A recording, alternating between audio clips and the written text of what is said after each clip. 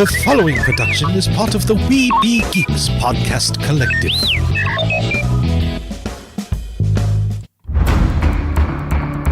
From days long ago, from uncharted regions of the universe, comes a legend. The dream that came through a million years, that lived on through all the tears. It came here, the Fandom Nexus. Fabulous secret powers were revealed to our host as he plugged in his microphone.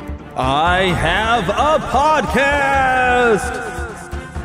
Here he is, your Spider-Pan, Jeremy.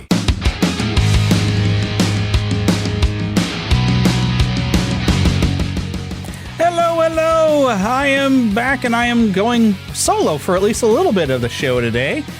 This is going to be a great show. I've been working on recording it, and actually I just finished an interview that you're going to hear later. We've got Tom Ameen returning to the show with a brand new album that you're going to definitely want to check out on Spotify. And then, of course, you can go and purchase it because you can sample it on Spotify and listen to it, and you're going to love it. And then you can go and purchase and make sure you get an actual copy of this, because it is great. I was listening to it at work here. I was listening to it today. I listened to it last week.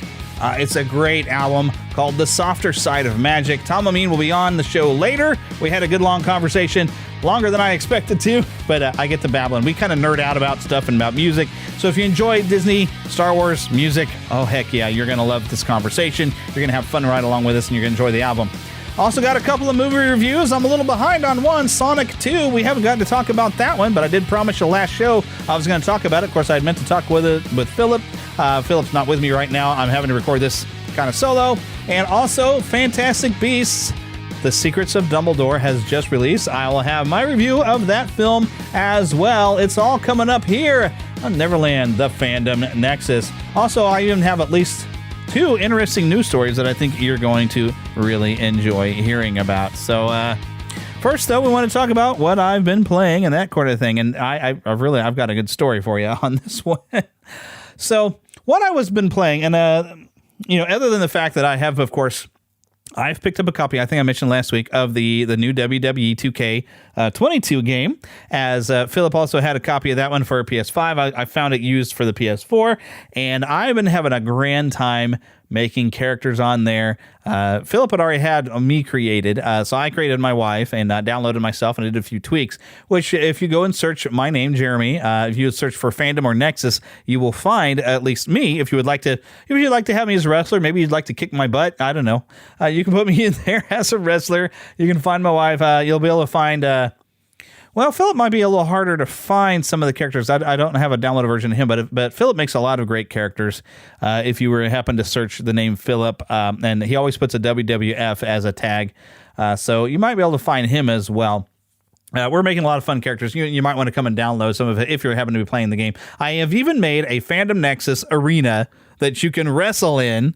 I even made a Castle Grayskull arena, so you can wrestle in the Castle Grayskull. I've been having a lot of fun just making stuff. I started making some Final Fantasy VII Remake characters. That's going to come up later as well. I made Cloud, of course, and Tifa and Aerith.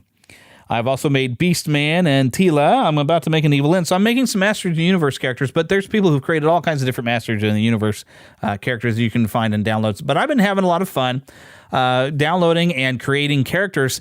Now, for those of you, there's not many of you, but for those of you that follow over on YouTube, I have a secondary YouTube channel that is specifically for gaming. It is, and you have to go search, it's the official channel for Neverland Gaming. It's like the official Neverland. I don't know. If you search for official Neverland Gaming, you should be able to find it. And you'll find our old castle logo that I've used, kind of a digital looking castle logo for games. And I've got a lot of different game stuff. I just kind of put game section in there if you like to kind of just watch some gaming for a guy who's not a pro gamer, but he's just a regular average Joe playing. Sometimes you hear me talking, sometimes you don't. We have a lot of fun in there. But with the previous WWE game, I started a wrestling show, and I was trying to do it like once a week, just playing through the Fandom Nexus. And you have all these goofy characters. I don't play with real people other than myself and Philip and some of our friends. They're the only real people you're probably going to find. But you're going to find Captain America and Iron Man and Spider-Man and all these characters wrestling and competing for various titles we invent. And if you just want to have a good time watching some goofy stuff, come by the Neverland official gaming channel, because I'm firing that up here again really quick, because I think I've just about got everything in place. I've just about filled up every character slot I could possibly have. Some of the characters I need to tweak, because some people, when they create a character, just max out all their skills, and it's not really realistic to the character. Like, I've got to, if anyone's familiar, the Spider-Man villain, the White Rabbit, somebody maxed her out. I'm like, they realize this is the White Rabbit. She's a low-level, lame villain that's just kind of more of a joke. So, yeah, I wouldn't make her all that powerful. Somebody also maxed out the Black Cat and had her at 100 score. I'm like, well, wait a minute. This is the Black Cat. She's still human. She's got some skills, but she's not as strong as Superman, okay? So, but yeah, so we've got that going on, and eventually I'm going to start probably live streaming some of that. There was even one time, I don't think it worked very well, but I had Philip over here, and we both were doing some commentary as we were playing that game. So be on the lookout for that, because I'm having a lot of fun playing and just creating, and I take pictures of figures, and I'll get like for Tila, and she's got like very specific design on her clothing, and so I had to take a photo of that and kind of mess that around and put it on there. And then I'm finding faces that I think would work for like either a celebrity face, but I'll put like a real face on these people, because you can put your face on there. So I've been having a grand old time. But I got a story on something else that I've been playing. I pulled out the Resident Evil 2 remake again, because I realized that I have unlocked like an infinite rocket launcher, an infinite minigun, and all that kind of stuff. But I hadn't played through with all of that gear to just go and have the fun of, walking around with a minigun and wiping out every zombie in the room as soon as you step in there. No problem, right? So here's where it got kind of funny. So at a certain point in the game, Mr. X, basically he's a tyrant. The tyrant is like a big, massive monster for those not familiar with Resident Evil. And he, in the remake, can stalk you all over the police station that you're going around. And there's like 3 stories to the police station. And it'll get slightly close to the middle of the game. You have to go up to the tip top where it's pitch dark. You can barely see. And you got your flashlight, and you're going over to the bell tower to go and do some things. Well, Mr. X, he likes to hang out in the library anyway, but he'd kind of chase me in the library. I hit him with a rocket because I'm infinite to stop him, but he'll just go down on one knee for a little while, and eventually he will get up and start stalking you. And you can hear him stalking with his footsteps, this big clunk, clunk, clunk, clunk footsteps behind you. Well, I went through the doorway to where I was headed for the bell tower, and it's like I said, it's completely dark. And I'm more concerned about Mr. X coming up behind me, because I hear him moving again. And I don't want him to catch me, so I'm kind of speeding along. So I'm very focused on the door I need to get through, that I forget that right at the doorway there's a zombie you don't necessarily see in the dark. And he got me, and I literally hollered out. Okay, I got jump scared, and literally doing that. And I was afraid I was going to wake my wife up or something, because it was pretty early morning or something I was playing. And so I literally got startled. But if that wasn't bad enough that I had to deal with that zombie, I forgot he's got a buddy. So when I threw that one off, another one grabbed me from behind.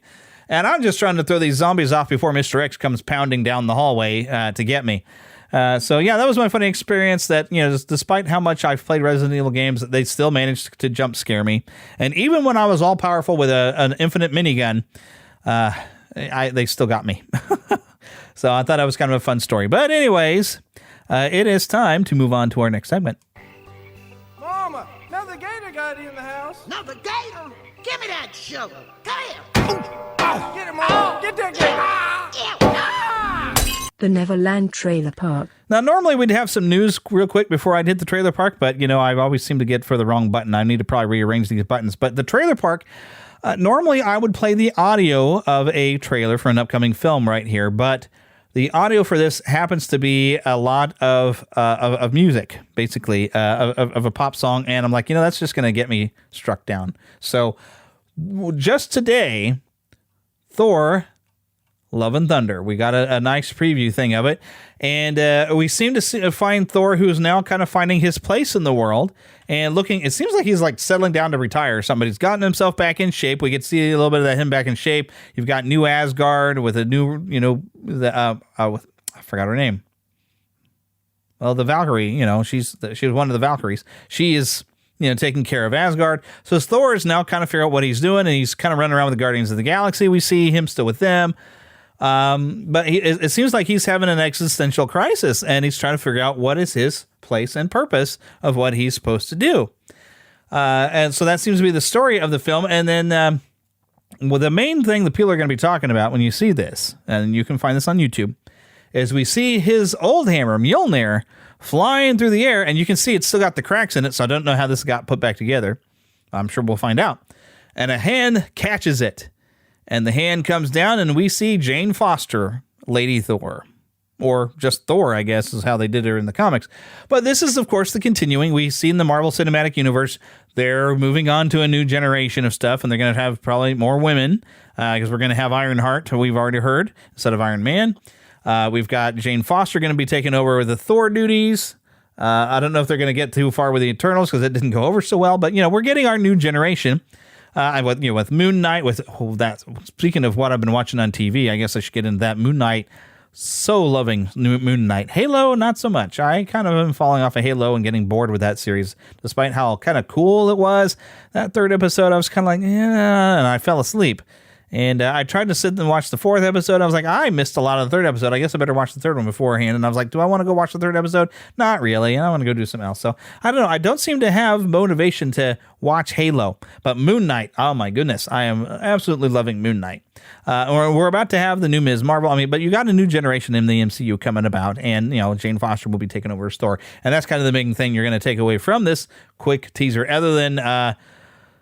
So, really some fun music in this trailer. Guns N' Roses getting played in this trailer, and so much Guns N' Roses that I don't think I can, like I said, play the audio for you.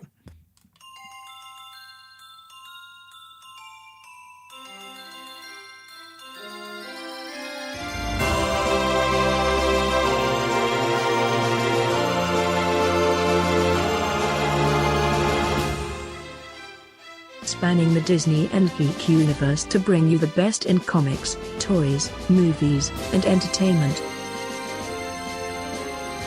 This is news from around Neverland. Alrighty, so this is something I don't know why I just found out. I guess this news kind of dropped February 15th, but I was just now seeing this.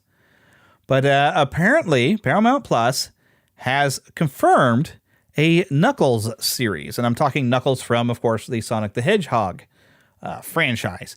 And I expect we see this will be the Knuckles that we've seen in the film, which of course I'm going to talk about the film later in a review. Of course, voiced by Idris Elba. Now, this apparently they had tweeted this on February 15th from Paramount Plus. It said Sonic Movie 3 is officially in development from Paramount Pix and Sega. Plus, next year, a new original Knuckles series with Idris Elba is coming to Paramount Plus. Sonic 2 movie hits April 8th. So, yes, this was before the movie came out. This, back in February, and I don't know why I'm only finding this now. So, but it's kind of nice to know. And yeah, if you see Sonic 2, stick around. I don't think we had to stick around to the very, very end of the movie, but at the end of the first wave of credits, you will get a little tease for what Sonic 3 will be about. Another little bit of news that I want to share that I just saw today here, April 18th. This news just dropped. This Taco Bell Mexican pizza is coming back on May 19th. Yes. This is after they got rid of this and they got rid of the 7-layer burrito that had the guacamole and all that good stuff. After it was all gone, I really felt like, well, what have I got at Taco Bell that I really want to eat? Now, I found some other things at Taco Bell to eat, but this Mexican pizza is delicious. It's wonderful. And apparently there was a big petition that went on change.org for Save the Mexican Pizza. And even Dolly Parton got aboard with this thing. And someone named Doja Cat sang a jingle about her love for the Mexican pizza on TikTok, apparently in March. And that's all come around. And she apparently sang this at Coachella last Sunday. So, and I guess that announced the comeback, the return. And here's from Taco Bell CEO Mark King. He told Insider the Mexican pizza has a long history with the brand, and I'm glad we could give fans what they crave and bring our classic Mexican pizza back home where it belongs.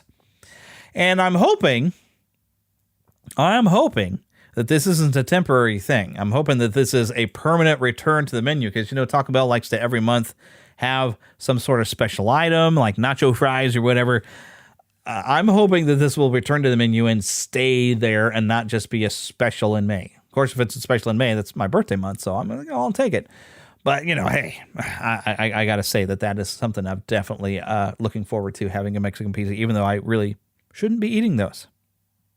Want to see a movie? Yeah, any good? It was bad? I'm fuzzy on the whole good-bad thing. My eyeballs could have been sucked from their sockets. I like it a lot. The best movie ever made. A Fandom Nexus movie review. All right, now I actually have two movies that I want to cover here because Sonic the Hedgehog 2 came out just a couple weeks ago, and me and Philip, we took his nephew, Freddie, along over with us to go watch this film.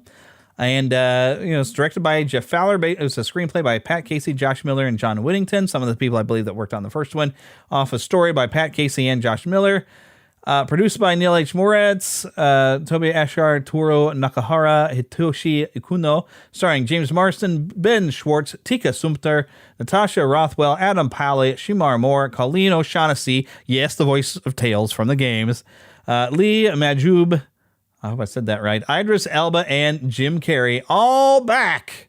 Well, a lot of them back and some of them new for Sonic the Hedgehog 2. Where, the first Sonic movie, it was adorable. It was just cute. It was a lot of fun. It was pretty much what you would want from a movie about a blue hedgehog that goes really fast, with some changes to the design of Sonic that definitely were needed to make him more game style and more adorable and not humanistic and scary. This continued on that same vein, but it turned the levels up to 11 on just being goofy and fun and cute and silly and kind of cartoony. And that worked perfectly for this. This was just goofy fun. I was laughing the entire time, getting excited. It was fun. Oh my goodness. This was just so much fun. I don't want to say a whole lot about the plot here, other than Knuckles is showing up, Knuckles the Echidna, and you get a lot of backstory about the Echidna and their war with the owls in whatever world that Sonic is from. And also we get some backstories from Miles Tails Prower, who will show up later and kind of talk about how he's kind of through technology, because, Tails is pretty clever and he's got all these technology inventions and stuff. But he was able to watch Sonic go and defeat Robotnik. And wow, Sonic was just his hero, which fits perfectly for, who Tails is supposed to be in this second game. He's somebody who, Sonic is his hero and he follows him around, does exactly what he does. Unless somebody is playing player 2 on the controller, then Tails can do his own thing. And, if those who know will know if you've played the second game. I've only played like the first two games, really. So, this fit right in there, but it was fun seeing Tails in there and, having Jim Carrey back as Robotnik and seeing them go all out and doing what Dr. Robotnik would do, where he's also become known as Eggman because of some of his tech, looking very eggy. We'll just say that. They just went all out, kind of like how the first Avengers movie was just like, aliens. We need to have a big epic battle in New York with aliens, and that's the Avengers. Big epic style fighting. And this was just big epic style fun and adventure and comedy.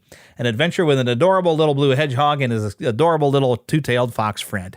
Highly recommend this movie. Did very well in that opening weekend. If you didn't get a chance to go out and see it yet, I definitely recommend Sonic the Hedgehog 2.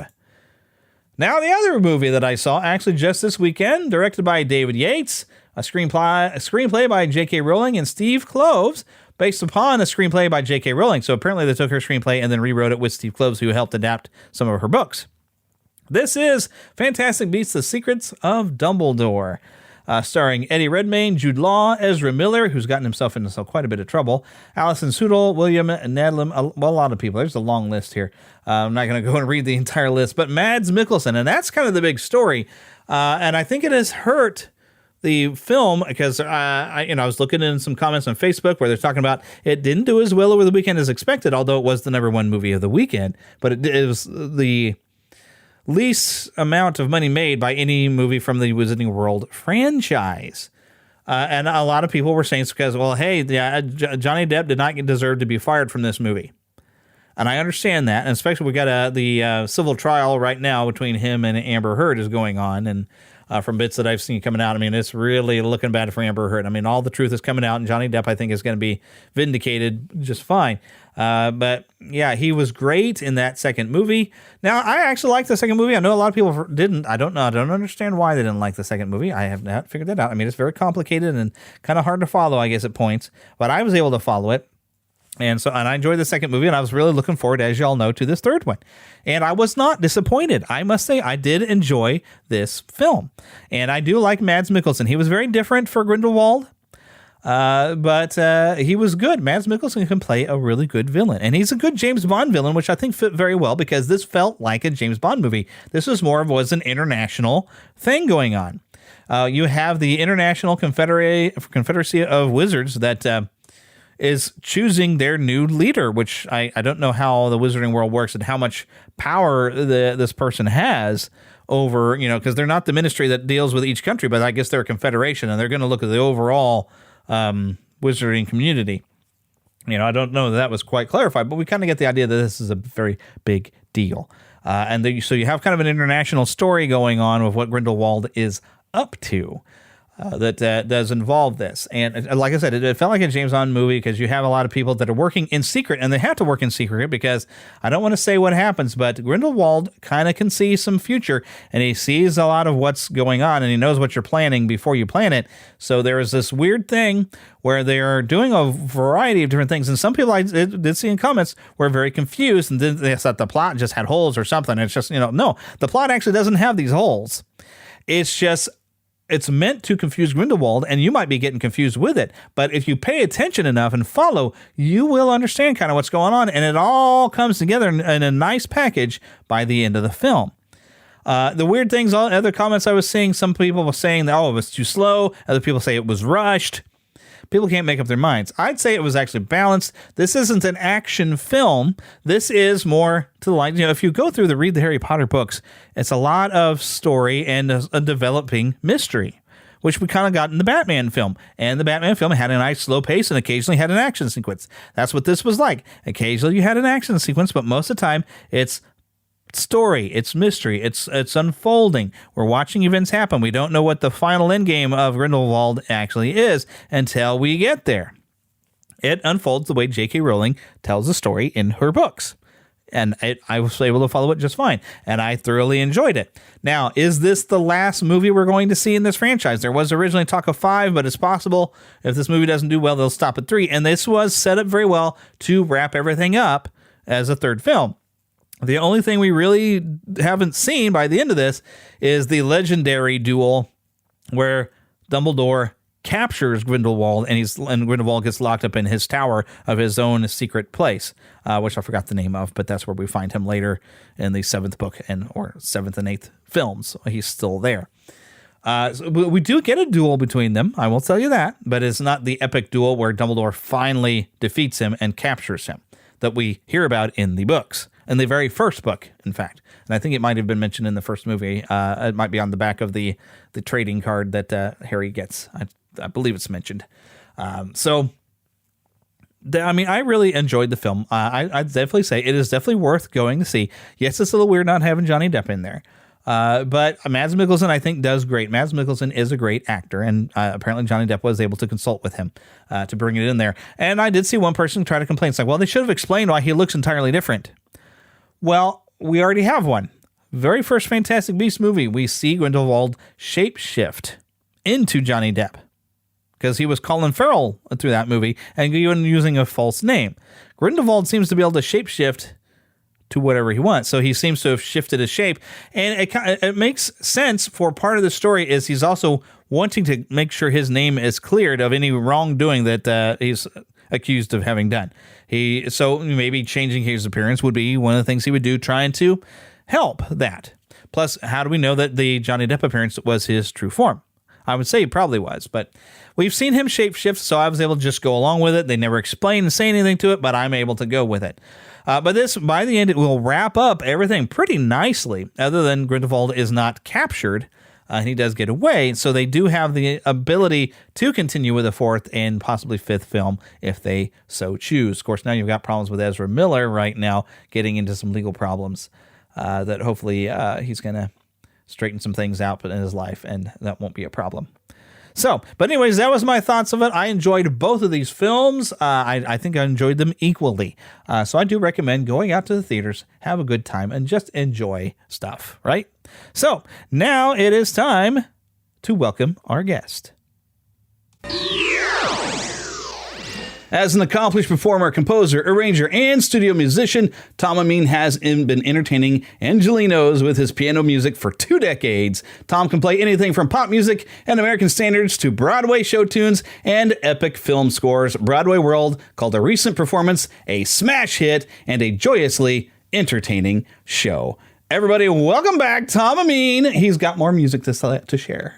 Hey guys, hello, good afternoon, evening, good morning, whenever you're hearing this or listening or watching it. On your way to work or sitting at work. If you're at work, just make sure the boss doesn't see, but it's cool. Well, it it's all depends good. on your boss and what you're doing. If you're driving a forklift, I don't know if anybody's going to care, but just as long as you don't roll over somebody in the forklift, nobody's going to. Then you're okay. You're good to go. Then you're probably fine. Right, exactly. But yeah, I managed to listen to a lot of audiobooks when I was used to working in an office. Now I actually have to hear what I'm doing because I'm doing video, but sometimes I have to hear what I'm doing. So I don't get to listen to many shows. I've just recently started to get back into audiobooks, and they're very cool. Mm-hmm. They're so relaxing, and you can listen to them in the car or at home if you're resting. I mean, I really like them. Yeah. They're good. And I went from audiobooks to podcasts, and so now I actually have to sit and read a book, so. Exactly. Reading is always good, too. I love reading. There's nothing like holding a book. Yep. Except for now I have to wear glasses when I do it. Me too. Hello. Me too. Yep. I'm here. I'm with you. Oh, yes. Getting older stinks. It does. What can we do? Nothing, but we stay young with the right music. And now, okay, Exactly. We're going to Golden Girls about this, okay? Because after Sophia would say, picture it. You're inviting your date over. You're going to cook a nice dinner, some candlelight, some music. You're sitting there with some nice music, and suddenly your date looks at you and says, "Is that Alice in Wonderland?" Because that's exactly what I was actually listening to this new album, The Softer Side of Magic. Yes. And I was like, I can't help it because I was just kind of listening and I was working, and I recognized Alice in Wonderland. I was like, oh man, my wife would love that because she loves Alice in Wonderland. So I need to have her hear nice. that. But nice. But this is a really good follow-up for having done the magical meditations where it was this nice, relaxing and soothing and chill kind of vibe. And now here comes another album, and it's and what's funny, because I looked at the track listing here, and the very first track you got in here is Star Wars, which you've previously done a pretty awesome Star Wars album. So I was like, oh, look, the Star Wars main theme. But it starts a little different. And I was like, what's he doing here? And then here's this nice, gentle, romantic style Star Wars main theme. And I was like, you probably never thought you'd hear the song quite like that. Yeah. Like the Star Wars main theme is this majestic, huge attention grabbing theme, of course, by John Williams. It announces the Star Wars universe. But I thought it'd be really cool because John Williams' music is so great. You can slow it down, speed it up, do different things to it. It still all really sounds really good. So I decided, why not make it slow and a little bit more meditative? Because it's got a beautiful melody for that, the main theme. So I thought, let's try it, and see how it works. Yeah. I thought it'd be a great opener for the album as well. Well, of course, it opens up like the greatest movies ever. So exactly right. But what's wild about that is like for Star Wars, choosing that one over, say, Across the Stars, where the actual romantic themes from the Star Wars universe or the Han and Leia theme, going for the main theme. It's like we can romanticize and slow this down. Isn't this amazing? And you're just like, whoa. Thank you. I thought it would be different to do because I thought using one of the slower themes would be fun. It'd be nice. But it's what people are used to. Right. I don't think people aren't used to the main theme slowed down and more melodic and lullaby-ish. That's why I thought it would be different. And hopefully when people hear it, it strikes them a little differently, like, oh, wow. But hopefully they like it. Yeah, I mean, I dug it. I was like, dude, of course it's Star Wars. I was going to like it anyway. But I was like, this is different. This is nice. This just makes me smile and just take a breath. Like, I'm in the Star Wars world. Which now what I'm waiting for, because I was reading up on you. So you went to Superman 2, and you had already been playing guitar. But this is what makes me wonder, is from Superman 2, which of course John Williams music, you came home and instead of picking up the guitar to try to fiddle around and figure out how to play the Superman theme, you sat at the piano. So I did. What made you sit at the piano instead of picking up your guitar? I couldn't tell you why I went. Well, my parents had bought a piano for my sister, just a small upright. They didn't want to spend a lot of money because they didn't know if my sister would continue with lessons or whatever. So they just bought like this little upright. And I was taking guitar and I really loved it. But for some reason, after I heard that Superman theme, in my head, it connected more to me on the piano, even though I'd never played it. I don't know, maybe I thought it would sound better. The piano was more full. I don't know. But I went to the piano and just started sounding it out because I was able to do it with my ear. And I had known some music because I was taking guitar lessons. Mm-hmm. So I was aware of some of the music theory. But it was fun for me just to kind of figure it out on the piano with the chords and all that kind of stuff. And it just kind of happened and clicked for me. And I used to attempt to figure out things on a piano, but I never would figure out a chord. I would be like, that sounds like the right note. And so we'd figure out maybe little phrases from, the Turtle Rhapsody from Teenage Mutant Ninja Turtles in 1990. I think I figured out a little bit of Beauty and the Beast. I did buy a songbook from The Little Mermaid, and look, there's chords. But I could only kind of one hand. I never got to the left hand. I never quite picked it up. I need to, because I think I talked to you about this before. Is my wife has brought an antique piano into the home that was like an heirloom from the family. It's completely out of tune, but I'm like, if we get that in tune, maybe, my wife has played piano. Well, she hasn't touched it in the years, but I need to get started again. I mean, I'm about to turn. Am I going to turn 45 this year? Golly, I guess so. Oh, you're still young. Yeah. You're still young. Don't worry. But I'm still young enough. I guess I can learn new skills. I could still pick it up and learn that piano. So of course, it'll happen one of these days. At any age, you can. I teach piano. It's one of my jobs. Is I teach, and I have students that range from age 5 to 10. To 70 years old. It really doesn't matter the ages. As long as you just want to learn, you can do it. Yeah. You can do it. And then next thing you know, you can have an IMDb page. Unless this is a different Tom Ameen, but I found an IMDb page for you.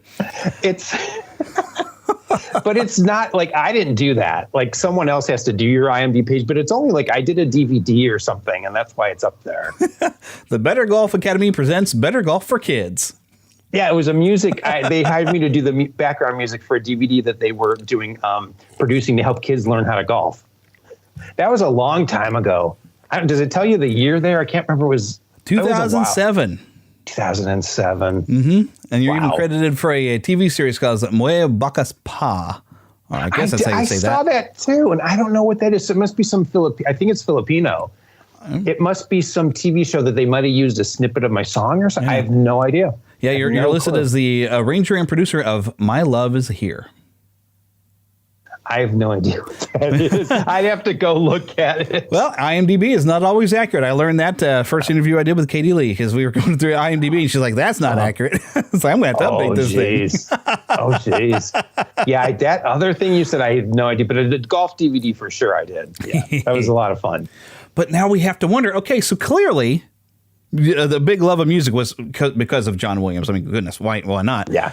Yeah. So Superman 2, but yet, as far as I've ever heard, you haven't, dove in to play Superman themes on any of these albums yet, have you? No, I haven't. There's an entire library of fantastic John Williams music. And I know somewhere in the back of your head, you got to be thinking, John Williams music.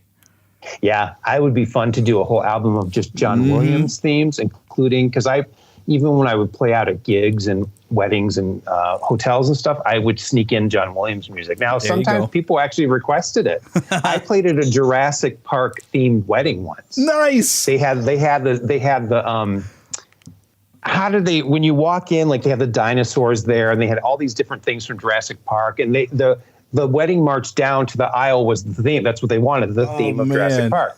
Oh. So I did that, but it was really cool. But yeah, I would love to do an album of some of his greatest hits, like Jurassic Park, all that kind of. He's got tons of stuff. You got an entire library of things you can do, and E.T. is one of my favorite scores ever. Yes. Harry Potter. Raiders. There's just so many, so much stuff. Yeah. I'm like, okay, one of these days, I know you're going to do it. I know you're going to. It's going to happen. The seed has been planted. The seed is in there. And I'm not taking credit for planting because I'm pretty sure it's been in the back of your head somewhere already. So, because if you sit down and play Superman, then it's like, okay, the love of John Williams has been there. And who knows, you might expand on there because, talking about weddings, my wife and I, our wedding, we use a lot of music from the Fellowship of the Ring. Oh, it's beautiful stuff. That's great. It was awesome. Nice to have the Anaron is what my wife came down to. How and beautiful. because it's brought in with the Council of Elrond, the Council of Elrond actually worked really well for the groomsmen to come in and then everybody to come marching down. And then it timed it perfectly to when Anaron started. My wife was coming down. That's beautiful. It was so fantastic. That's so cool. That's so cool. Mm-hmm. So, yeah, it's the funny thing is we had planned to do it outdoors, but it rained. And we couldn't quite get the timing right outdoors. But when we moved indoors, it timed perfectly. So I'm like, okay, maybe we were just meant to do it indoors. Maybe that's God's way of saying, I'm going to rain on your wedding day just so it goes perfectly. So it's like, thank you. There you go. But there's some other stuff. If you ever decide you want to do some Lord of the Rings, how cool would that be? Yeah, there's some awesome. I used to play some of those themes out as well. And then the main, the Annie Lennox song at the end of Fellowship of the Ring. Is that or Return of the King? The very final song. Return of the King with Annie Lennox, yes. Oh, it's gorgeous. Yeah, I love all that stuff too. I think Enya got to do 2 songs in Fellowship of the Ring because she did that. May It Be, I think was the name of the ending credits there. And I forgot who did the Gollum song, which is entirely scary listening. It's beautiful and terrifying for the Two Towers. Oh my goodness! Because you go into the lyrics, it just kind of sums up Gollum very well, just lyrically, and whoever, probably Howard Shore composed it, but I don't know who they got to sing it. But oh my goodness, that is cool. Also like some of the other best music that's been in a trilogy of films, other than Star Wars, the originals. It's great stuff. It's great like stuff. A whole wide variety of things that I'm like, at some point he's going to do this because he's got that little nerdy music side that, I do. I sit sometimes in my car because I have enough soundtracks and everything, and I'll play a little bit of music from something, and I'll try to hide from my wife what the title is because now a car will tell you. But I'll be like, "Do you know what this is? Do you know what this is from?" And she's getting better at it now, especially if I have something from with lyrics to it because I've got a collection of what I call favorites and a lot of Disney stuff, obviously. Of course.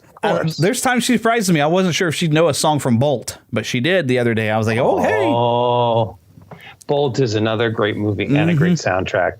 Yeah, very underrated movie. It is underrated. It's a great movie, and I sing one of the songs. I don't know if people that follow my Instagram and Facebook, I post pictures of the bull terriers that I'm in love with. They're my friend's pups. But I sing to Dash. I sing to the dogs, and the male dog Dash. His song is "Bark at the Moon." Oh, yay! From Bolt. That's his song, so I sing it to him all the time. They're a great movie. Is that Dash there in the picture behind you? Oh my God, that's actually just a picture that a friend of my sister's got me for Christmas one year because I love bull terriers. It's a painting of a bull. It's so cute. Yeah. That's not Dash though. That's not Dash. Him. But so we can say it is. I mean, unless Dash looks entirely different, sure. Dash is a brindle. He's not a white. He's not a white bully, so he's brindle. So he does look different. Oh, my goodness. That's okay. But anyways, looking on your website, you've actually been at this even longer, I think, because I didn't really become familiar until, and I don't remember how I first heard about when you were doing that Star Wars album a few years ago. Okay. Because I think that's the first time I had you on, and I don't remember how I heard about it, whether it was from another show. But, going back, you had a Canadian company, Mood Entertainment. You were releasing some albums. You released 5 albums over there. You're playing, I guess, fairly regularly around the Los Angeles area. I was, yeah. You were? I was doing a lot of stuff. Yeah, after post-COVID's been really interesting because it's still not really completely back the way it was. Yeah, especially in California. Yeah, it's just crazy.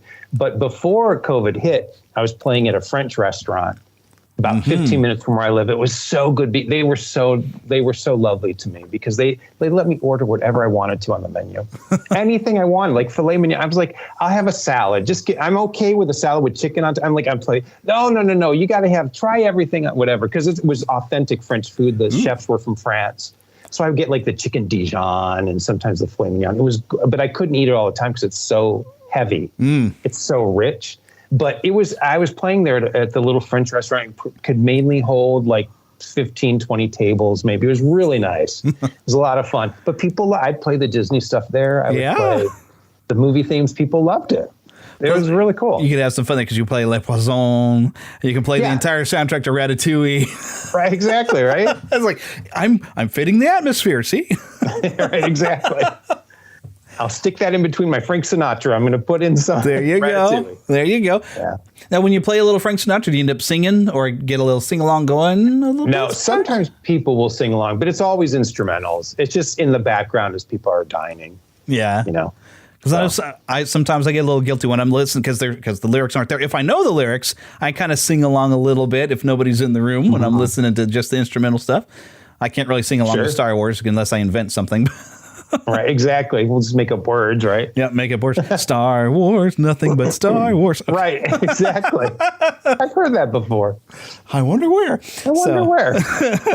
But yeah, I find myself, because I don't think I've mentioned it on the show, but I was talking before. I was listening to this new album on Spotify, which y'all get on Spotify. Search for Tom Ameen and go listen. In fact, let me just throw in here and mention, you've actually got over 1,200 listens for, and I don't know if I can pronounce this because I was not good at Spanish. Dos Oregotes?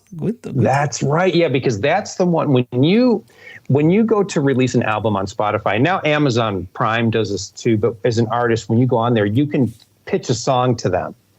Only one as a pre-release, it has to be like a week before the album comes out. But you could pitch one song and say, hey, see if this will work, and they'll send it out to some of their algorithms and stuff. So that's why that one's getting a lot of hits right now, which I'm glad, because I wanted to. That was the first. I recorded 2 songs from Lin-Manuel Miranda on this album. The first time I've ever recorded his music. It's so fun to do. It's a little complicated, but it's fun. So I'm glad. I wanted to choose that song because I fell in love with that song the first time I heard it. I can't think of what song that is, because the only ones I really remember from Encanto, mainly because everybody's been talking about it because they're not supposed to talk about Bruno, but they're talking about it anyway. Right, exactly. That song's everywhere. So to see that when I was listening at work, I saw that and I was like, that's got to be from Encanto, but I don't know that I recall it. And so I just kind of listened like, well, I don't remember it, but this is nice. So, but then then you did have the You're Welcome on here. So yes, didn't it? You're Welcome. There's another one. How Far I'll Go. Okay. Why was I thinking you did You're Welcome? Moana. Maybe I heard somebody else play that on piano or something. But yeah, How Far I'll Go, which is another good choice for piano. Great song. Just a great song. That's another good piece of work from Miranda. Yeah. Like all the music in Moana is great. The Encanto songs are great. I love them. I didn't see them. I watched the movie on Disney Plus. It was like a couple months after it was released. I didn't watch it right away, but I really enjoyed it. I really did. And one thing that with How Far I'll Go, I've actually now heard like 3 different variations. When you consider, I've heard it, of course, off the soundtrack. I've heard your version, but I've heard a really good metal version. I don't remember if it's Jonathan Young or a friend of his that also does like metal versions of Disney songs. Oh, that's interesting. I need to have him on the show. But yeah, this guy, Jonathan Young, he's a great musician, but he's got that perfect, good, almost a choral bass that he can sing at, that either you're going to have to sing opera or metal.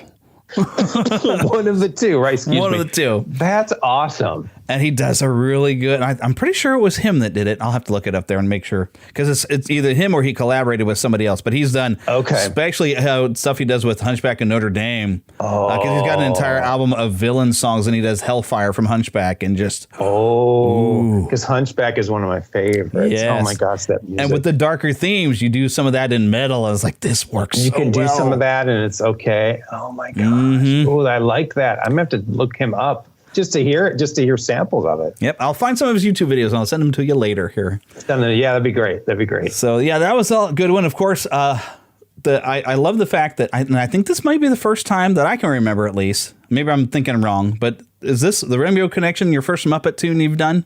First one ever. That's what I thought. Ever. And a perfect choice. Thank you. Really. I almost didn't go on the album because I put out a Facebook post. I think it was on Facebook. I was toying around with doing it. I've always loved to play it, and I thought it would be a nice fit for the album. But I asked, should I do this, or do people want to hear Rainbow Connection? Everyone that responded said, yes, put it on, put it on. And that's why I did. I'm glad I did. I did. And and it's it's a little less predictable, I guess, than to do it. It's Not Easy Being Green, which I'm sure would sound great on piano. I'm sure it's been done before. Right. Like Ray Charles, man, rocked it already. Yeah. So, so it's nice to kind of like, hey, let's do this one on a piano, and it's perfect. It's got this piano. nice. It's that nice feel good thing, and which when you're creating these nice stress-killing albums like this, because believe me, these are really good for all the stress and things going on in the world, to have these nice piano albums that have songs you're familiar with that make you feel good and smile. I mean, they're all, I mean, really, they're all very positive songs. Good. None of these are villain songs, which are despite, yes, I love villain songs. They're still but good, right? There's a positivity about your song choices here. Even God Help the Outcast is kind of a ballad, sad a little bit, but it's that prayer for help, and that's that hope. So they're all just fantastic. I mean, it's a feel good album. That's what I was going for. Just feel good, relaxing, nice, easy listening. Just pop it on when you want to chill out, listen to some Disney themes, and just kind of just relax. That's what I wanted. Yeah, just to take you away for a little while. And it's perfect for listening to work because you did whistle while you work. Of course. I was whistling along with it the other day listening at work because I can close the doors to my office, and I did. I followed the advice of the song. Love it. Well, that one I did now to change it to make it different. I turned it into a waltz. So it's 3/4 times instead of the 4/4 time. Gives a little feel, but it kind of fits the album that way. It's a little bit different, and it hits the ear different, but it kind of works with the tone of the rest of the album. So I'm glad I put that on. I've always loved Snow White's great, and love the music from that. I thought that was a cute little way to try it, to do it. It basically just made me smile. But what's cool here is you have an original piece here. I do. And I had to think about it for a while because I looked at it and like, okay, well, I should know this. And I'm like, no, I don't remember hearing this in The Mandalorian. And when I looked around, I was like, he just thought this was a good idea. And I think I remember seeing you post something on Facebook. I think you've shared this song on Facebook, Grogu's Lullaby, and you just were inspired from Grogu. I'm like, hey, look, original piece. I was inspired by Baby Yoda, Grogu as we know him now. I have to tell you that The Mandalorian, I love the series. I thought it was really good, but there was something magical about this Baby Yoda, the character, the way they did him. It brought the entire magic of Star Wars back for me in a way that it has not been since the originals. For me, just for me, it was so cool. And it's always been inspiring just to like, what would happen if he had a lullaby? Like, what would that sound like? Or what would I score for it if I did it? And so I just wanted to do one original piece. I was inspired by Grogu, so I just called it Grogu's Lullaby. It's a short little, like, cute little melody dedicated to that character. So I think he's awesome. Yep, it's very sweet and kind of just a little playful there too. A little playful, and in the middle part, there's a little seriousness about it. Like in the middle, it changes the keys a little, and I wanted a little bit of that in there as well because he is a Jedi, and this is what's going to happen to him and stuff. But I wanted it mostly playful because he's such a young character and just a child and that kind of stuff. So I must say, at the end of the second season when he went off with Luke, I'm like, wait a minute, does that mean that Grogu's going to be there when Kylo Ren goes crazy and kills everybody? Oh my god! So I freaked out. What's going to happen? I'm kind of glad in Boba Fett we got a slightly different chance of where Grogu could be. Who knows where he could be? Well, we got to wait and find out. Wait and find out. So they could probably get a series with Grogu. I mean, however long it takes him to even grow up, you could do an adult Grogu decades later, because he's finally 100 years old. Well, no, I guess he's already he's 80, I guess, right? And still an infant.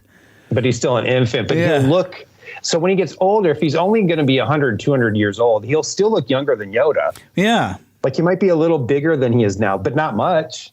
So I could totally run with that. But what would he be doing? Because he's, force sensitive. He's going to be influenced greatly by Din Djarin, the Mandalorian. So what will he do in his adult life? And I would love to see a series off of that. That'd be cool. That'd be really cool. Even if they have to just kind of animate it because they'd have a hard time making a puppet do everything they'd want. Maybe it'd have to be computer animated in a live action. We'll see. But I'm hoping.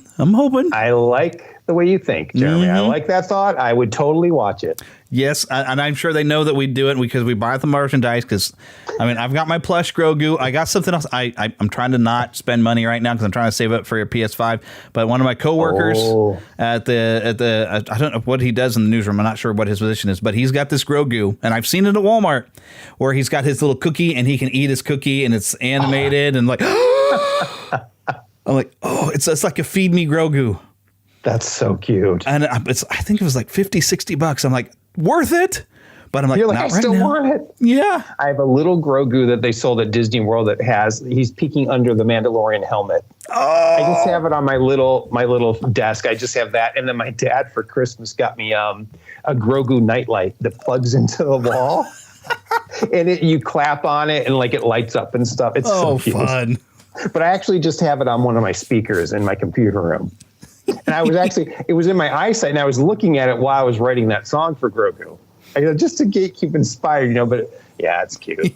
I guess I need a Grogu stuffed animal. I'll have to get one of those eventually. Yeah, I had to have a plush so I could kind of give him a squeeze every once in a while. Of course. And now he gets to set up on my shelf with Kermit and Mickey, Donald, and Goofy, and all of his little friends are all together. There you go. He's right happy. Oh, yeah, he's happy. So I still collect some plushes, but character plushes. When I was a kid, it was a collection of teddy bears. Now, as I get older, I think it started because when I went to Marceline and they had a vintage style Mickey Mouse. I'm like, okay, I got that one. I was like, wait a minute, I can't just have Mickey. Now I need a Donald and a Goofy. And I started collecting, but then I recently inherited, I don't know where this has been sitting all this time. I think my friend had it all this time. When my mother passed away, my mother was collecting a lot of Disney plush. So I inherited all her stuff, and so now I've got like 2 Mickeys, two Minnies, I've got everything. So now, like the master bedroom, I have one shelf over here. When you come down the stairs, because we're down, the master bedroom is down in like a basement level. I have 2 little shelves where I've got Mickey, Donald, and Goofy in here, and I got Pooh and Tigger, and did I get Eeyore over there? Who did I get? No, I got Rabbit because my wife really likes Rabbit because she likes to garden. So they're over on this side, and then you come down, and I've got Grogu, and I've got every little plush you could possibly think of, from Spider-Man to Mickey Mouse dressed as Spider-Man. That's awesome. That's so cool. I saw it. I had to get it. So now you've got way more than I do. I only have, I'd say I have about 10 or 12 of them that I've collected through the years, but I'm not as avid a collector of the plushes, but they're so cool. I love them. They're cool. Yeah, and the nice decoration on the shelf. And one plush actually was a good comfort to me. When our first cat we had together passed away, I told my wife we had to go to Toys R Us and find a cat that looked like her, and so I could put the collar on it. And as we drove over to her parents' house, because her parents have some land to go and bury the cat, I said I can't drive, but I sat there and I snuggled that stuffed one all the way there, and I actually felt better a little bit, Well, I have to show this is up on my thing. I'll show you something. Well, for your Patreon listeners, they'll get to see this. This little stuffed animal cat. Oh, is it one of the ones you can put your ashes in, by the way? No, it's a cat. I had a black cat named Bobby for 22 years, and he was like my soul buddy. I mean, I understand. When I lost him, it was horrible. Yeah. But my mom had bought that for me years ago when I had Bobby, and Bobby would play with it. My cat, he'd like throw it up and stuff. So I kept it all these years. I still have it. So now for comfort, sometimes I just have it. It just sits on top of my couch. Yeah. You know what I mean? Or I just put it in a room, but it's just there just to, like, the spirit of my cat just feels there when it's there. But yeah. I get it. Yeah. So see, I've got excuses for my plushes. They whatever ways good. They make me feel better. I'm 44 and I'm in a room full of toys right now. This is that I call my office. Well, and for those that are just listening, Jeremy has a nice Spider-Man shirt on, and there's all kinds of stuff on the walls in the background that I'm seeing. It's very fun. So see, very cool. If you're not a Patreon subscriber, you're missing out. I know. The weird, wacky stuff that goes on around here. And he's only seeing like one part of the room. He doesn't see the He-Man stuff over here. Pirates. Okay. I got some pirates over here. The Jack Sparrow's up there. Captain Hook is a little lower down here. Comic book people down here. Ninja Turtles over there. Star Wars stuff over there. Disney Star Wars stuff. I've got like the ones that Disney sells with the Goofy, just as Darth Vader, and all. I have a few of those. That's awesome. This place is loaded. Good for you. Like, you see some, but you're not seeing it all. Right. And what's fun is I couldn't, and we've been in this house now 2 years. I couldn't fit all my little toys in here. So and I've got a shelf in my office at work, and I started setting it up in my shelves. Oh, nice. So now people have liked to come and see my office, like, oh, you got all the toys in here. So you're the cool guy at work. I'm the cool guy at work. That's awesome. It helped me get my job because I actually did my interview on camera like this same way, and the guy who hired me saw all this stuff in the background. Oh, that's great. So see, you keep that little bit of kid at heart, and it'll help you get the right kind of job. And helps you get through life. And it could help you get jobs and all kinds of stuff. And then you have your music that has that little bit of kid inside that you're listening to. Exactly. But I can be very grown up because I'm listening to classical style piano. See, there you go. Exactly. And that's how it fits. See how I bring that all back together. It's so nice. It's you do such a great job of that. That's awesome. So yeah, that's what I was talking about, the illustration in the beginning. You invite a date over for dinner, or your wife. I could invite my wife over. I think she'd appreciate it. You could be having a nice dinner and you can play some music that's nice and positive and joyful. And like, wait a minute, I know that song. Right? Yes. Exactly. That familiarity of the Disney. It's and that's what you goes bring a long to the world. way. It's your gift to the world. Thank you. Well, it takes the great music as well to do it, like the great writers and the people that write this stuff. It's inspiring to all of us. It's inspiring to musicians, and it's special stuff. A lot of it has special memories for all of us. Oh yes, oh yes. Yep. Some of these, especially because as you're talking Superman 2, seeing that in the theater. I mean, some of these songs in here, the memories of going to the theater. I remember. Like Be Our Guest. I have great memories of seeing Beauty and the Beast in the theater. Oh, yeah. It was a nice, clear sky when I went in. I came out and it had snowed the entire hour and a half I was in there. It was like a snow-covered mass everywhere when I saw that movie. Oh, my gosh. So, yes, I have such memories of like when, and plus with, Disney music, like me and my best friend Philip, who people will know as Lost Boy Phil, he co-hosts frequently with me on this show. We used to sit like when we do like at church, we'd have a New Year's Eve watch night or whatever, and they'd also go watch Ben-Hur or something. We'd be sitting in the back playing the soundtrack of whatever latest Disney movie and listening and singing along to these songs. Nice. So nice. Oh yeah, that's great. And that was even part of the excitement back in the 90s when the Disney Channel would put the music video for Beauty and the Beast or for the song from Aladdin. That's right. Remember that? They would. Yeah. Oh my goodness, we would watch that video over and over again. It would have clips of the movies in the videos, and we were like getting excited.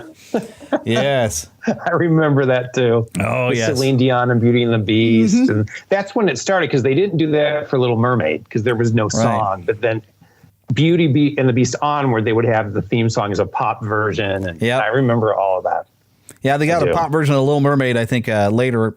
On some re-releases, I think I remember seeing when I was working in a toy store, because of course I worked in a toy store for a while. We had some sort of anniversary release of Little Mermaid. We would keep on repeat, and the credits song I can't remember who it was. Some young pop star. They had redone the credits, having her sing the song, and the credits would roll on top of her video on some release that they had. I don't know what the anniversary was, and I cannot think of who it was that did it. Somebody's probably yelling at their phone right now. I wonder. I know, right? It's this. I wonder if they'll do that for the the Mermaid, the live remake. They'll probably do a song or have a pop song of that as well. I'm thinking, and I'll bet we'll have at least one or two new songs probably written for it as well. So I'm sure we will. But I hope, for crying out loud, go get Howard Ashman.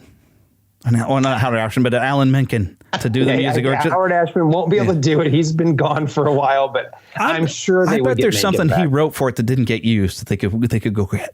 You never know. You never know. I'm sure there's something. But Alan Menken, you got to get him in there because it's not the same. It's not the same. You have to. I know. He's got to. If he's going to write, if they want some new original, it's got to be Menken. It has to be. They could also maybe do Tim Rice would be good. He's a good lyricist. Or Stephen Schwartz that did Hunchback. Like he'd be good. But they have to get Alan Menken. He's just he's legend now. He's a legend. Oh, yeah. Literally, I think he's a Disney legend. Literally now too. Yeah. So right, exactly. So that is our recommendations. If Disney's listening and paying attention to us, exactly. Alan Menken must come back for whatever you're doing with The Little Mermaid. Right. And any of his movies, if you want it to sound, if you're going to do the music, you got to get Alan Menken back. Yeah. Or it just won't be the same. Because that is my, if I was going to make any complaint on that live action Beauty and the Beast, is that, that Forevermore song wasn't bad. But I really wanted, from the Broadway musical, the If I Can't Love Her. Yeah. Which is the song written in that spot. And that song it's amazing. And I believe it's an Alan Menken. Yeah. Just saying. Yeah, I know. So I know. I agree with you. So other than John Williams, one last kind of thing, because we've been at this for over half an hour here. If there was any other composer besides like John Williams that you would do an album of, who would it be? Ooh, that's a good question. Oops, sorry. That's a good question. Well, I do love Alan Menken. He's another great genius of mine. Like Howard Ashman and him were just so cool. I love Stephen Schwartz because I love Broadway music. So Schwartz is big in the Broadway world. Like He wrote Godspell, and he wrote Children of Eden, and he wrote, what was the big Stephen Schwartz musical that I can't think of right now that was really big? I don't know. It's going to come now. People, I'm sure, are screaming at my TV as well. Oh, Wicked. Hello, Wicked. Oh, he did Wicked. I did not know that. My goodness. So he's kind of cool to do. I don't know. There's so many great composers that I love, but I think an Alan Menken tribute might be cool. Oh yeah. Or, you know what I mean? Just, I don't know, find works from even like some more obscure works maybe that people don't know about, or do something like that. But the movie dive into like Little Shop of Horrors a little bit. Yeah, because he did like all that kind of stuff would be cool to do. Yeah, there's good stuff out there. I mean, you can have. So I love. You can have some fun with Suddenly Seymour. You can have some fun with that one. Yeah, that's I mean, done it right. It's very epic.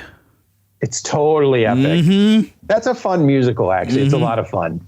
So that's a possibility, or even maybe. I love Alan Silvestri. He's another film composer. He did Back to the Future. Yes. That was his big thing. So like stuff from him would be cool. I don't know. There's a lot. Oh, that could be fun. Speaking of musicals, have you heard actually some of the music of the Back to the Future musical that is currently playing in, I think, London? I haven't heard. I want to check it out. I haven't heard any of the music. It's on Spotify. I gotta check it out. I saw some sort of link to it or something. When I was listening to your album at work, I saw the Back to the Future the musical. I was like, and I clicked, and it's pretty cool. They got a nice mixture of the Alan Silvestri score with putting lyrics to it, and of course the Huey Lewis songs are in there. Are they really? Yes. The Power of Love and all that's in there? Oh, yes, that's great. It's so great. I cannot wait till they tour this around America, because I got to see it, because it's Back to the Future for one. I mean, it's Back to the Future. It's just one of the best movies. Yes. So, yep. Now, I remember seeing that in the movie theater when I was a teenager. It was 1985. Yeah, I remember going twice. Yeah. And then wondering, we loved it. With that to be continued, I was like, when is that sequel coming? What's it going to be? What's going to remember that? And then like, what's going to happen? And that was like, that led to a lot of nerding out for me, because when I did see the sequel to it, and I had just heard that day that they were making a movie, The Teenage Mutant Ninja Turtles, and we went to go see Back to the Future 2, they had that first teaser in front of it. And I was like, oh, super excited. Then watched Back to the Future 2. And then I was like, what? It's going to continue. And then we had that Back to the Future 3 teaser at the end of that. I'm like, oh, another one. Oh, my goodness. Yes. My nerdometer was probably overloaded by that point. Exactly.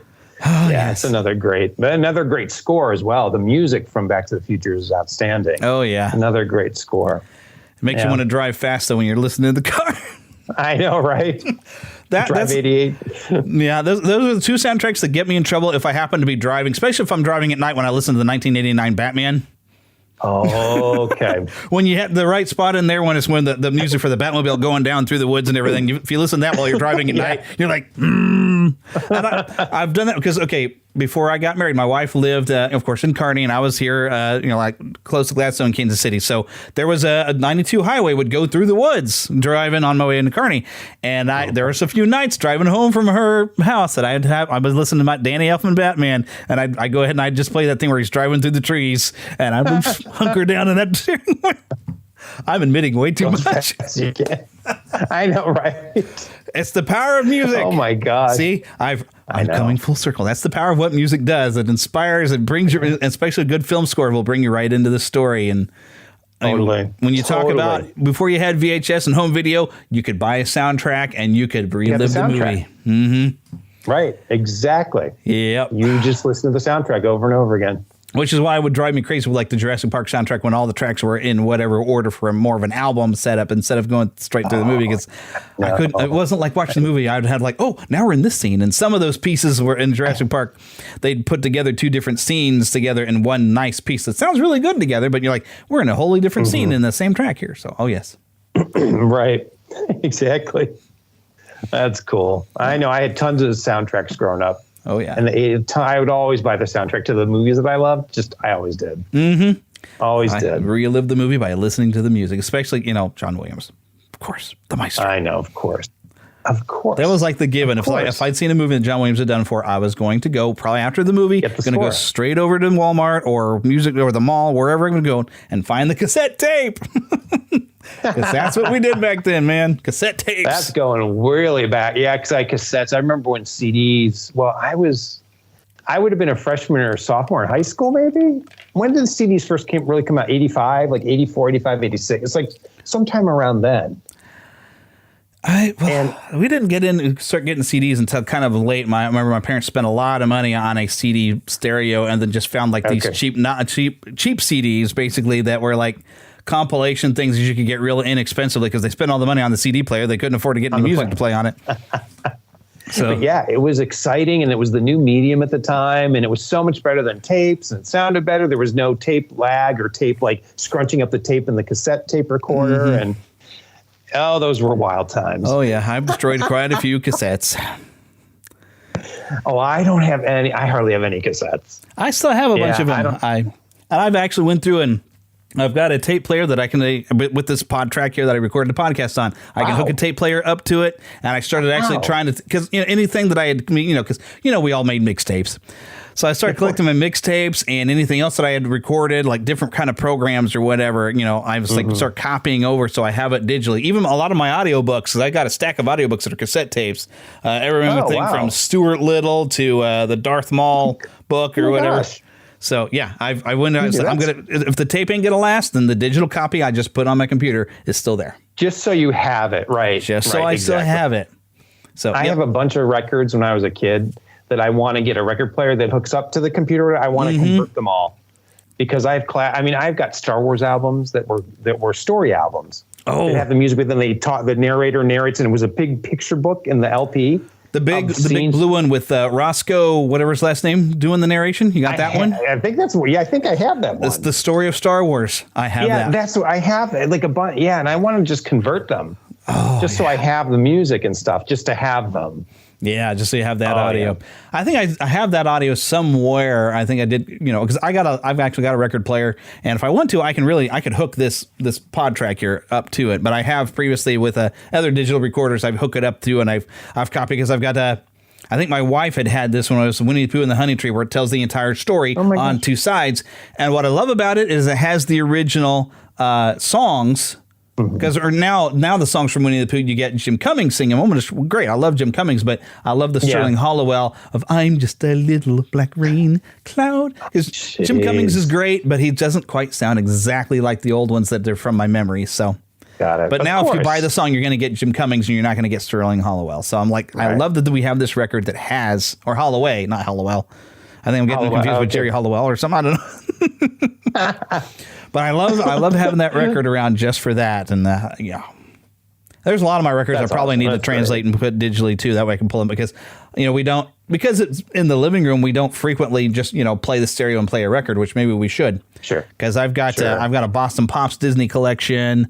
I've got both of the thrilling, chilling sounds of the haunted house. One it's the orange one that was based off the Haunted Mansion. And then that weird second one they put out later, which is actually completely different sounds. And that's one I remember as a kid, my mom had bought to scare the trick-or-treaters and scare me half to death too. Because it has like this grave robber who gets attacked or whatever. And it's all these different stories. And it's got a completely different cover, but they named it the exact same thing as the one from the 60s that promoted the Haunted Mansion. Wow. See, I got all kinds of wild stuff I tracked down. But yeah, I probably need to.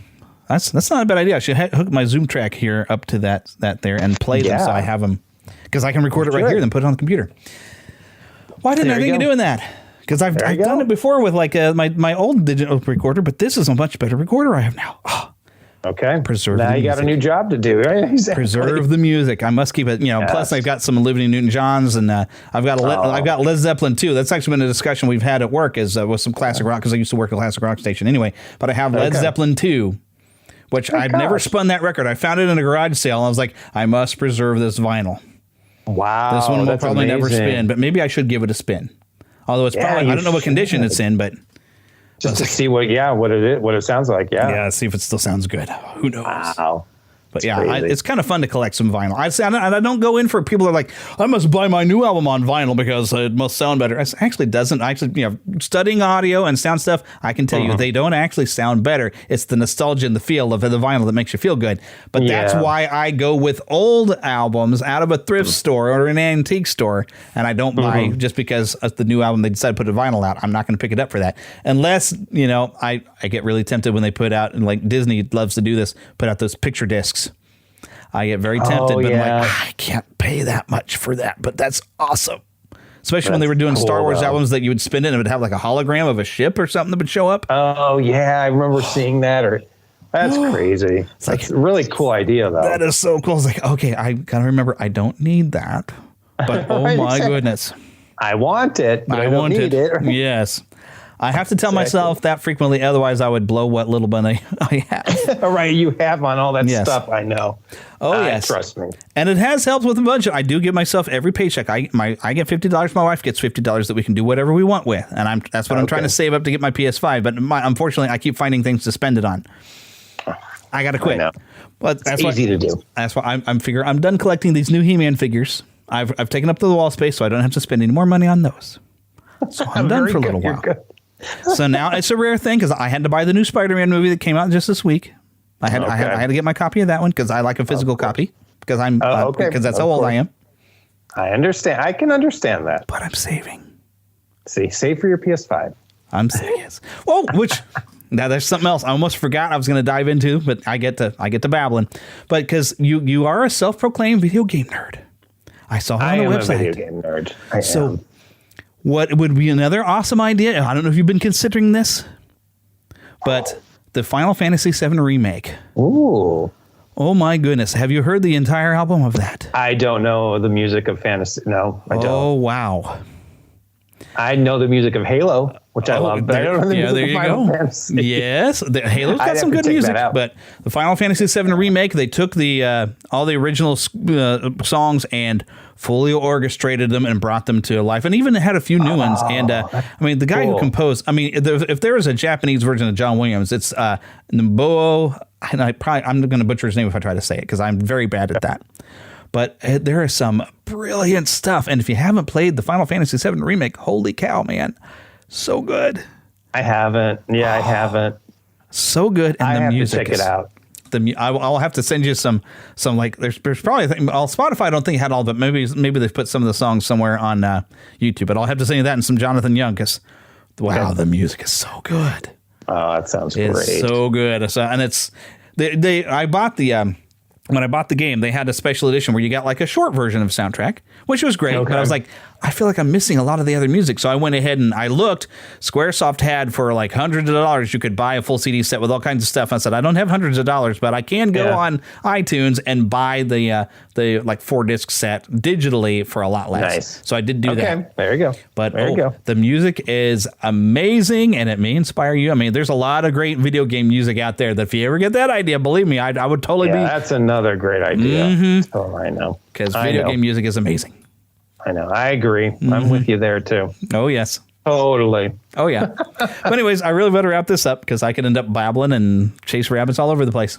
I understand. It's that when you talk about music and games and Disney, it can go on for a long time. Yes, indeedy. I know. So, but anyway, so once again, I want to remind everybody, you can go to Spotify, search for Tom Ameen. You can listen to all of his stuff there. Well, I don't know if absolutely everything, but I mean, they've got you loaded up here. I think most of the stuff is there. I mean, I think it is. Yeah, because it's all like Spotify has it, Amazon Prime, iTunes, or Apple Music. They should be everywhere. Yeah. Like everywhere should have all the stuff. So if you want to kind of take a listen and take it for a spin before you actually make full purchases, you can come and listen, and you get probably like a nickel every time somebody plays one of these songs. Hopefully more than that, but no, it's never. It's no. Streaming is bad for musicians. You get paid nothing, but I don't mind it. I like Spotify has been good for me because I have the most listeners I have are on Spotify, so I love it. I try to promote Spotify when I can because I'm trying to build my base there. So I like it. Yeah, go to Spotify. I mean, I have no problems. Like, go to Spotify, check it because it's free. You can have a free account with Spotify. You know what I mean? So you don't have to, like, people, like for Apple Music and stuff, you have to pay per month. And with Amazon right? At Amazon, don't you have to have Prime to have music with it? Or no, I don't know. I don't use it because I like Spotify. It's free. Like you don't have to pay to use, but you just pay for. They're just ads, now and then. But yeah, check it out for free and see what you think. And I think even from here, if I wanted to, I could go right here and share. Yeah, you can share the music too. Mm-hmm. Yeah, there it is. There's share. Copy a song link, and then I could take it right over onto Facebook and say, "Hey, have you heard this?" It's nice. I know. Heck, right now it's highlighting Star Wars main theme. Maybe I think I'm going to copy that real quick. Nice. Because this is one of the ones that's to share anything. Yeah, anything's good. Some of the ones you wouldn't believe what this sounds like. This is different. This is Star Wars, but you wouldn't believe it's Star Wars until it starts the theme, and you're like, "That's Star Wars." Well, because to trick people, not to trick people, but to make it different, and you do an intro. So I did I wrote the intro, and then in the middle of the song, after the bridge, there's a little arpeggio work that I do for about 4 measures before going right into the theme. So it breaks it up a little bit, and it just makes it more like the complete song to me. So I always want to throw in little stuff like that to make it more interesting, I guess, than just listening to the song as it is. I want to add, well, I guess as any artist does, we kind of just want to add our own touch to it. Yeah. Just to see. And it's enough to work, because when like I said, when I got on Spotify and saw, oh, hey, Star Wars. Oh, okay, cool. So he did the Star Wars theme again.